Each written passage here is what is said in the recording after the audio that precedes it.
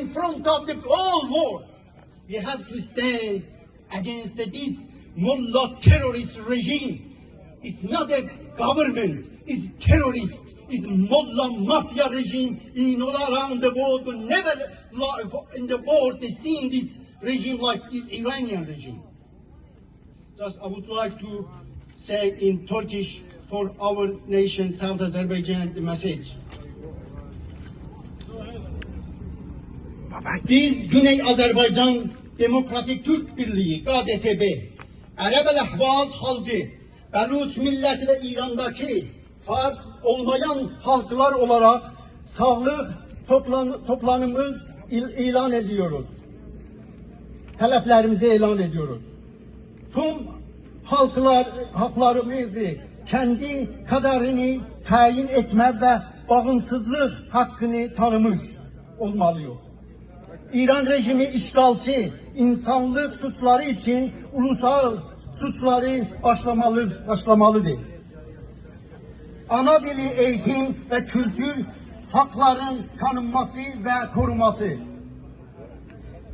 Yerel hakların doğal kaynakları üzerindeki haklarının geri verilmesi. İran'ın çok uluslu sömürge yapısının resmen tanınması. And few words in the Farsi for Fars people. ما اتحاد دموکراتیک ترک‌های آذربایجان جنوبی، ملت عرب الاهواز، ملت بلوچ و تمام ملت‌های غیرفارس در ایران خواسته‌های زیر را اعلام می‌کنیم.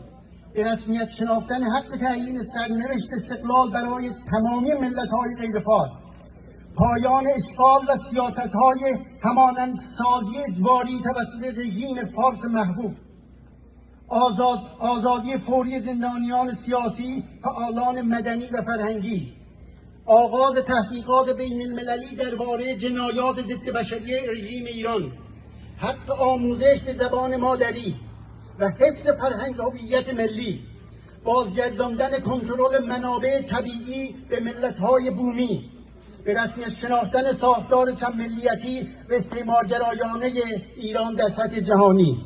Var olasın, sağ olasın, eşk olsun.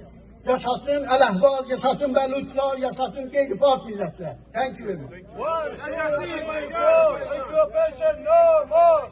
2, 3, 4, occupation no more. 1, 2, 3, 4, occupation no more.